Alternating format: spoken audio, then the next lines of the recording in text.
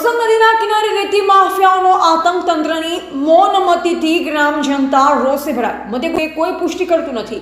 સંખેડા તાલુકામાં આવેલી ઓરસંગ નદીના કિનારેથી કેટલાક રેતી માફિયાઓ દ્વારા ગેરકાયદેસર રીતે મોટા પાયે રેતી ખનન કરવામાં આવી રહ્યું છે. ચોંકાવનારી બાબત એ છે કે આ રેતી ખનન જ્યાં આગળ થાય છે ત્યાં નજીકમાં એક ધાર્મિક સ્થળ પણ આવેલ છે.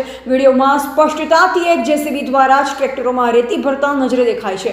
આ ટ્રેક્ટર દ્વારા દરરોજ 2 નંબરની રેતી નદીમાંથી ઉપાડી સંખેડા પેટ્રોલ પંપ સામે આવેલા રેતીના સ્ટોક યાર્ડ પહોંચાડવામાં આવે છે. સ્થળ પર દરરોજ અંદાજે 50 થી 60 ટ્રેક્ટરોની અવરજવર નોંધાય છે, જે રેતી ટ્રેક્ટર દ્વારા સ્થાનિક રેતી પ્લાન્ટ સુધી પહોંચે છે.